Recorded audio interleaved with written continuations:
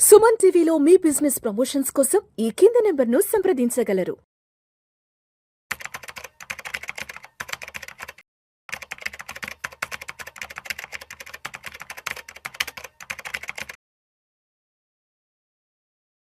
నమస్తే, welcome to Vishnu talks. నేను విష్ణు. ప్రస్తుతం పాటు certified financial planner doctor Botsa Anil Kumar గారు ఉన్నారు. సార్తో మాట్లాడదాం. అనిల్ గారు నమస్తే సార్. నమస్తే విష్ణు గారు. Welcome to Vishnu talks.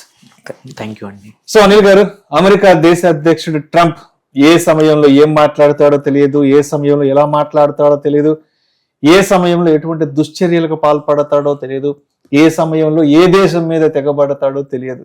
చూసాం నిన్ననే వెనజులా దేశంపై ఒక్కసారిగా ట్రంప్ కు సంబంధించిన టీం అంతా కూడా ఒక్కసారిగా అక్కడ మొత్తం తెగబడ్డారు. ఆ దేశ అధ్యక్షుణ్ణి, అతని యొక్క కుటుంబాన్ని, మధుర కుటుంబాన్ని బంధించి అమెరికా యుద్ధ నౌకలో తీసుకెళ్లారు. ఆ దేశ అధ్యక్షుడు మధురను బెల్టులతో బంధించి కళ్ళకు గంతలు కట్టేసి తీసుకెళ్లిపోయిన ఘటన నిజంగా యావత్ ప్రపంచం మొత్తం నివ్వెరపోయేలా చేసింది. ఎందుకు ట్రంప్ ఇటువంటి దారుణమైన దుశ్చర్యలకు పాల్పడుతున్నాడు? ఒక దేశ అధ్యక్షుణ్ణి అంత అమానుషంగా దాడి చేసి అలా తాడుతో బంధించి బెల్టులతో బంధించి ఎందుకు ఆ విధంగా తీసుకెళ్లే పరిస్థితులు ఎందుకు అతను తీసుకొస్తున్నాడు? అసలు ఒకటి, ఇది ఫస్ట్ థింగ్ చూడాల్సింది ఏంటంటే, ఇది ఈ రోజు జరుగుతున్నది కాదు. అమెరికా మొదటి నుంచి కూడా తన ఎకనామిక్ ఇంట్రెస్ట్ ని కాపాడుకోవడానికి అటు ఇరాక్తో కానీ సిరియాలో కానీ ఎక్కడ కూడా ఎన్ని కంట్రీస్లో అన్ని చోట్ల ఇంటర్వెన్షన్స్ అనేది చేస్తూ ఉంది.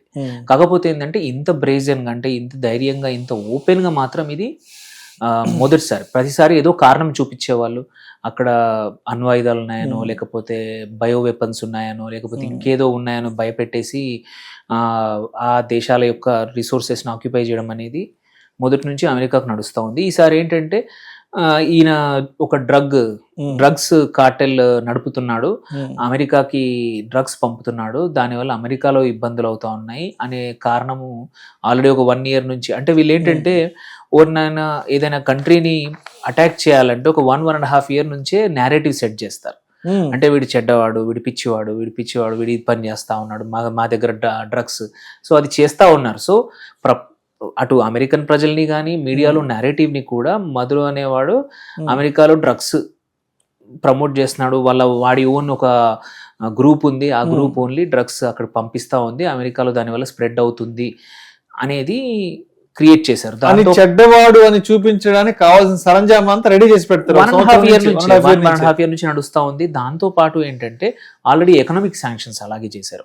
మీరు చూస్తే వెనిజువేలాకి వాళ్ళు ఒక్కరోజు కాదు, నియర్లీ 1.5-2 years నుంచి వాళ్ళు ఎటువంటి ఎక్స్పోర్ట్స్ చేయకుండా చేసినా కానీ US డాలర్ వాళ్ళు వాడలేదు. ఓన్లీ ఎక్సెప్ట్ చైనాతో తప్పించి మిగిలిన వాణిజ్యం కూడా వెనిజువేలాకి ఎక్కువగా లేదు లాస్ట్ 1.5 year నుంచి. ఈవెన్ ఇండియాకి కూడా చూసుకున్నా వెరీ లిమిటెడ్ ఉంది. మన ఇండియన్ ఇన్వెస్ట్మెంట్స్ ఉన్నాయి, అది కూడా స్పెసిఫికల్లీ ఆయిల్ సెక్టర్లో కొంచెం, అండ్ ఫార్మాలో కొన్ని కంపెనీస్, అండ్ ఐరన్లో ఈ 3-4 ఒక 5-6 కంపెనీస్ తప్పించి మేజర్ ఇన్వెస్ట్మెంట్స్. ఎందుకంటే ఈ రిస్క్ అని చెప్పేసి మన కంపెనీస్ కూడా మోస్ట్లీ బ్యాక్డౌట్ అయ్యాయి, ఆర్ ఎక్స్పాన్షన్కి లాస్ట్ 1.5-2 years నుంచి దిగలేదు. ఎందుకంటే వాళ్ళు మొదటి నుంచే ఈ పాలసీ అనేది ట్రంప్ తోటే కాదు, ట్రంప్ కన్నా ముందున్న బైడెన్ కూడా మోరార్లెస్ ఇలాంటిదే చేశారు. రీజన్ ఏంటంటే, ఒకటి, అమెరికాకి ఏంటి మొదటి నుంచి కూడా ఏ దేశంలో పెట్రోల్ డీజిల్ ఉన్నాయంటే ఆ కంట్రోల్ అనేది వాళ్ళకి కావాలి. Okay. So nearly $17 trillion worth oil అక్కడ ఉంది. అండ్ నంబర్ 1 వరల్డ్ లో ప్రూవెన్ రిసోర్సెస్ తీసుకుంటే, oil resources, crude oil resources తీసుకుంటే ప్రూవెన్ అంటే ఆల్రెడీ ఇంత ఉందని ఎస్టిమేట్ చేసి క్యాల్కులేట్ చేసిన దాంట్లో నంబర్ 1 వెనిజువేలా. సో వెనిజువేలా దగ్గర చమురుకి సంబంధించిన వనరులు పుష్కలంగా ఉన్నాయి. వాళ్ళ తర్వాతే సౌదీ అరేబియా. మనం ఏదైతే అంటామో వరల్డ్ లో బిగ్గెస్ట్ ప్రొడ్యూసర్ ఎవరు? Saudi Arabia, followed by Canada, ఆ తర్వాతనే US కానీ మిగిలిన అన్ని కంట్రీస్, 10 top 10 కంట్రీస్ ఏవైతే నైజీరియాని కానివ్వండి, రష్యా కానివ్వండి, UAE కానివ్వండి, ఇరాక్ కానివ్వండి, ఇవన్నీ కూడా టాప్ 10లో ఉన్న. ఫస్ట్ మాత్రం ప్రొడక్షన్ వైజ్ చూసుకుంటే ఇప్పుడు సౌదీ, బట్ అవైలబిలిటీ ఉంది మాత్రం మనకు వెనిజువేలాలో. సో వీళ్ళు ఏంటంటే వెనిజువేలాలో ఈ రిస్ట్రిక్షన్స్ వల్ల 1.5-2 years రిస్ట్రిక్షన్స్ వల్ల ఇన్ఫ్రాస్ట్రక్చర్ ఆయిల్ తీయడానికి సరిపడా లేదు. అందుకే 8 లక్షల బ్యారెళ్ళు మాత్రమే రోజు తీయగలుగుతున్నారు. వాళ్ళు యాక్చువల్లీ వాళ్ళకున్న ప్రూవెన్ రిజర్వ్స్తో ఈవెన్ రోజుకు 2-3 మిలియన్ బ్యారెల్స్ ఆయిల్ తీసినా కానీ ఎటువంటి ఇబ్బంది లేకుండా తీయొచ్చు వెనిజువేలా మంచిగా నడిస్తే. బట్ ఇబ్బందులకు గురి చేశారు కాబట్టి వాళ్ళు ఎక్స్పాండ్ చేయలేకపోయారు. కొత్తగా ఏ కంపెనీస్ మనలాంటి ఇండియన్ కంపెనీసే కాకుండా చైనీస్ కంపెనీస్ కూడా అగ్రెసివ్గా ఇన్వెస్ట్మెంట్ చేయకుండా ఇబ్బంది పెట్టారు. ఓన్లీ చైనా మాత్రం క్రూడ్ ఆయిల్ కొనేది ఈ 8 లక్షల బ్యారెల్స్ ఏదైతే ప్రతిరోజు ప్రొడక్షన్ అవుతుందో ఇప్పుడు కరెంట్లీ, అది కూడా ఎక్కువగా చైనాకి వెళ్తోంది. చైనా సప్లైలో వెనిజువేలా 5% సప్లై చేస్తోంది. అంటే వెనిజువేలా నుంచి 5% వస్తూ ఉంది, మిగిలింది రష్యా, మిగిలిన అన్ని చోట్ల కొంటా ఉంది.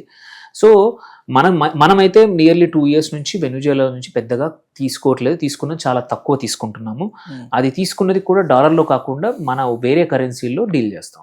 సో ఇప్పుడు ఇంపార్టెంట్ ఏంటంటే వీళ్ళు చేసింది రిసోర్సెస్ కోసం నియర్లీ $17 ట్రిలియన్ వర్త్ ఆయిల్ ఉంది. అదొకటే కాదు, Venezuela is the biggest country, దేనికి బంగారం రిజర్వ్స్ ఉన్నాయి. సౌత్ అమెరికాలో నిక్షేపాలు కాదు, వాళ్ళ దగ్గర gold reserves nearly 1.2 trillion worth of gold reserves ఉన్నాయి. సో అంటే వెనిజువేలా ఏంటి, రిసోర్స్ రిచ్ నేషన్, కాకపోతే పూర్ గవర్నెన్స్ అయితే బాగాలేదు. ఇంతకుముందు హ్యూగో చావేస్ కానీ ఆయన తర్వాత వచ్చిన మదూరో కానీ ఏంటంటే మోర్ స్టార్టెడ్ ఏమంటారు, ప్రజల మనుషుల్లాగా స్టార్ట్ అయ్యారు. ఆ తర్వాత ఎలక్షన్స్ అన్ని చేసి కొంచెం డిక్టేటర్షిప్ మాత్రం తీసుకొచ్చారు. కాకపోతే దాన్ని బూచి చూపించి మాత్రం వీళ్ళు ఆక్యుపై చేశారు.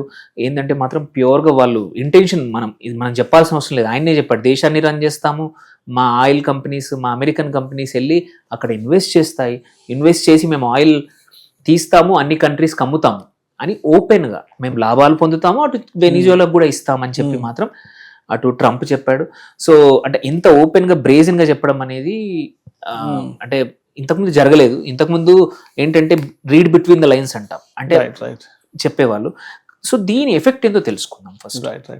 సో ఇది ఇప్పుడు భారతదేశానికి వెనిజువేలాకి సంబంధించి ఎగుమతులు దిగుమతుల పరంగా ఎటువంటి ట్రేడ్ నడుస్తుంది, అండ్ మనకి వాళ్ళకి ఎటువంటి డిపెండెన్సీ ఉంది, అండ్ ఇప్పుడు దీనికి సంబంధించినటువంటి వ్యవహారం వల్ల ఇంపాక్ట్ ఏదైనా మన మార్కెట్స్ ని ఇబ్బంది పెట్టే అవకాశం ఏదైనా ఉందా? ఫస్ట్ దీనికి సంబంధించి ఎటువంటి ఇంపాక్ట్, తర్వాత ఇండియన్ కంపెనీస్ గురించి మాట్లాడదాం. ఒకటి, షార్ట్ టర్మ్ లో కంపల్సరీ ట్రేడ్ అనేది, ఎస్పెషల్లీ క్రూడ్ ఆయిల్ ట్రేడ్ అనేది మారబోతా ఉంది, పరిస్థితులు మారబోతా ఉన్నాయి. ఎందుకంటే ఇంపాక్ట్ ప్రొడక్షన్ అనేది కొన్ని రోజులు ఆగచ్చు. బట్ యుఎస్ చెప్పడం ప్రకారం ఏంటంటే వాళ్ళు అడిషనల్ ఇన్వెస్ట్ చేసి ఇంకా ఆయిల్ అనేది పెంచుతాము. అండ్ అదొకటే కాకుండా అక్కడ గ్యాస్ కూడా, న్యాచురల్ గ్యాస్ కూడా హ్యూజ్ నిక్షేపాలు ఉన్నాయి. బట్ కాకపోతే ఏంటంటే ఇన్వెస్ట్మెంట్స్ లేకపోయేసరికి లాస్ట్ 3-4 years నుంచి ఎటువంటి ప్రొడక్షన్ స్టార్ట్ అవ్వలేదు. నియర్లీ ఖతార్ తర్వాత సెకండ్ హైయెస్ట్ వెనిజువేలాలో ఉండే అవకాశాలు ఉన్నాయని చెప్పి డేటా ఉంది. సో దాన్ని ఓన్లీ ఇన్వెస్ట్మెంట్ స్టార్ట్ చేసి అటు న్యాచురల్ గ్యాస్ కూడా తీస్తే మాత్రం ఇంకొక హ్యూజ్ బూస్ట్ అనమాట వరల్డ్ వైడ్. సో ఇండియాకి ఎలా అవుతుంది ఇంపాక్ట్?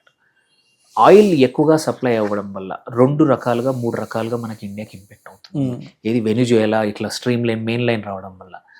ఒకటి, మోర్ అవైలబిలిటీ ఆఫ్ ఆయిల్, అంటే క్రూడ్ ఆయిల్ ప్రైజెస్ ఇప్పుడు ఆల్రెడీ తక్కువగా ఉన్నాయి, ఇంకొక $10-15 పర్ బ్యారెల్ తగ్గచ్చు, which is a great thing for us. Because మన ఎవ్రీ $10, ఎవ్రీ $1 మన బ్యారెల్కి తగ్గినా కానీ 1000 కోట్ల మన విదేశీ మారకం అనేది ఇండియాకి యూజ్ తగ్గుతుంది. అండ్ ఆల్సో మనం ఏమంటాము, డెఫిసిట్ అంటాం, కరెంట్ అకౌంట్ డెఫిసిట్, CAD. ఏంటంటే ఒక $15-18 కానీ బ్యారెల్కి ఇవ్వాల ప్రైస్ కన్నా తగ్గితే మన CAD 0 అవుతుంది. CAD 0 అయిందంటే మనకి డాలర్, US మారకం, అటు మళ్ళీ మిగిలిన వాణిజ్యం అన్ని కూడా బాగా జరిగితే గవర్నమెంట్కి, మన ఇండియన్ ఎకానమీకి హ్యూజ్ బూస్ట్. ఆయిల్ ఎంత తక్కువ ప్రైస్లో ఉంటే మనకు అంత మంచిది. సో వీళ్ళు ప్రొడక్షన్ పెంచడం వల్ల, వీళ్ళు స్ట్రీమ్ అక్కడ కొంచెం స్టెబిలిటీ తేవడం వల్ల next 6 months to 1 year long term మాత్రం మన వైపు మనకు మంచిదే. అది ఒకటి. కాకపోతే సెకండ్ థింగ్ ఇష్యూ ఏంటంటే మన ఇన్వెస్ట్మెంట్స్ ఉన్నాయి. మన ఎగ్జాంపుల్ మన కంపెనీస్ చూసుకుంటే ONGC విదేశ్, OVNL అంటాం, వాళ్ళవి నియర్లీ 2-3 పెద్ద హెవీ ఆయిల్ ప్రాజెక్ట్స్లో ఆల్రెడీ ఇన్వెస్ట్ చేస్తున్నారు. దగ్గర 1 billion, అంటే 8,000 కోట్లు 9,000 కోట్లు ఆల్రెడీ చేస్తున్నారు అన్నమాట. సో ఈ US ఏమైనా ఇబ్బందులు పెట్టకుండా మన పనిని మనం చేసుకొని ఇస్తే మాత్రం మంచిది. అదొకటి.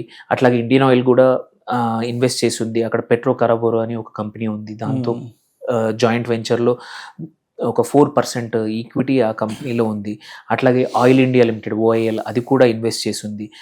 మళ్ళీ మన మేజర్ ప్రైవేట్ రిఫైనరీస్ 2 ఉన్నాయి.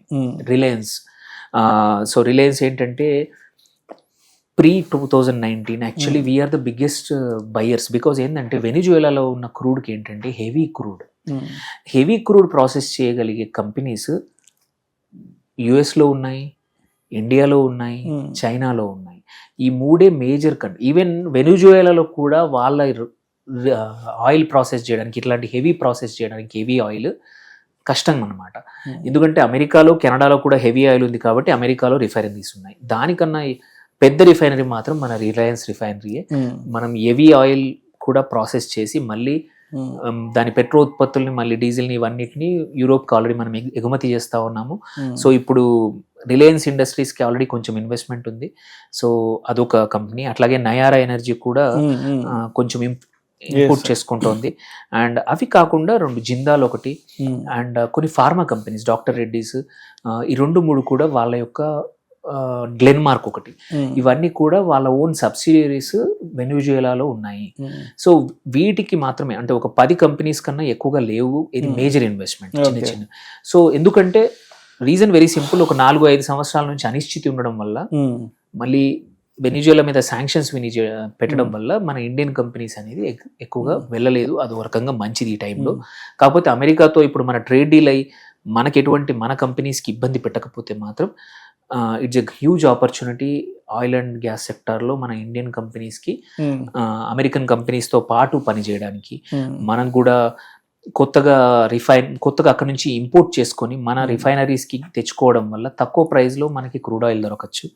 సో ఆన్ ద హోల్ ఇబ్బందుల కన్నా నా వైపు నుంచి చూస్తే మాత్రం, నా అనాలిసిస్ మాత్రం పక్క, ఈ వెనిజువేలాని అమెరికా కంట్రోల్ చేసి అక్కడ ఆయిల్ ప్రొడక్షన్ ఇంక్రీజ్ చేస్తే మాత్రం మనకి మంచిది. ఎందుకంటే వరల్డ్ వైడ్ ఆయిల్ సప్లై పెరుగుతుంది, క్రూడ్ ఆయిల్ ప్రైసెస్ తగ్గుతాయి. తగ్గడం వల్ల మన కరెంట్ అకౌంట్ డెఫిసిట్ తగ్గుతుంది. ఆన్ ద హోల్ మన కంపెనీస్కి తక్కువ ప్రైస్లో ఫ్యూయల్ దొరుకుతుంది. మన ఆయిల్ కంపెనీస్, ప్రాసెసింగ్ కంపెనీస్కి కూడా మార్జిన్స్ పెరుగుతాయి. సో దేర్ బై ఒక రకంగా బ్లెస్సింగ్ ఇన్ డిస్గైజ్ అని అయితే నేనైతే అంటాను. ఎందుకంటే మన డైరెక్ట్ ఇన్వెస్ట్మెంట్ తక్కువ ఉన్నాయి. సో ఇన్వెస్టర్స్ భయపడాల్సిన అవసరం. అంటే ఇప్పుడు మార్కెట్ పరంగా ఇంపాక్ట్ అయితే మనకేం లేదంటారు, పెద్దగా ఉండదు. ఎందుకంటే మనం నాట్ కపుల్డ్, మన ఎకానమీ వాళ్ళ ఎకానమీతో పెద్దగా ఇంటరాక్షన్ లేదు. సో అందువల్ల ఇప్పుడు సపోజ్ ఇరాన్ మీద ఏదైనా ఇంటర్వెన్షన్ జరిగితే కొంచెం ఇబ్బందులు రావచ్చు. ఎందుకంటే ఇరాన్లో మన ఫుడ్ కానీ, అది కూడా నెక్స్ట్ లైన్లో అదే నడుస్తూ ఉంది. ఇరాన్లో కూడా అమెరికా ఇంటర్వ్యూని అవ్వచ్చు అని చెప్పి, అక్కడ ఏంటంటే మన ఆయిల్ అండ్ గ్యాస్లో కానీ, పోర్ట్స్లో కానీ, ఫార్మాలో కానీ, ఫుడ్ కానీ మన ఎకానమీ సంబంధాలని ఎక్కువగా ఉన్నాయి. అక్కడ ఏమైనా జరిగితే మాత్రం మన కంపెనీస్ ఇన్వెస్ట్మెంట్స్, కంపెనీస్ యొక్క రావాల్సిన డబ్బులు కానీ, మన ఉన్న యాసెట్స్ కానీ కొన్ని రోజుల బిజినెస్ అనేది ఇంపాక్ట్ అవ్వచ్చు. వెనిజువేలాతో థ్యాంక్ఫుల్లీ మనకు అంత ఎక్కువగా ఇంటరాక్షన్, ఎక్స్చేంజ్ లేదు కాబట్టి ఉన్న కొన్ని కంపెనీస్ కూడా మోస్ట్ ప్రాబబ్లీ గవర్నమెంట్ అనేది యుఎస్తో డీల్ చేసి వాటి ఇన్వెస్ట్మెంట్ ప్రొటెక్ట్ చేయడానికి చేస్తుంది తప్ప, సో అంత పెద్దగా భయపడాల్సిన అవసరం లేదు. మార్కెట్లో ఆల్రెడీ మార్కెట్స్ ఇవాళ పాజిటివ్గా కూడా ఉన్నాయి, అంత నెగిటివ్గా రియాక్ట్ అవ్వలేదు. లాంగ్ టర్మ్కి యాక్చువల్లీ ఇది బెనిఫిషియల్ మన ఎకానమీకి. Right sir. Thank you so much Anil garu. Thank you.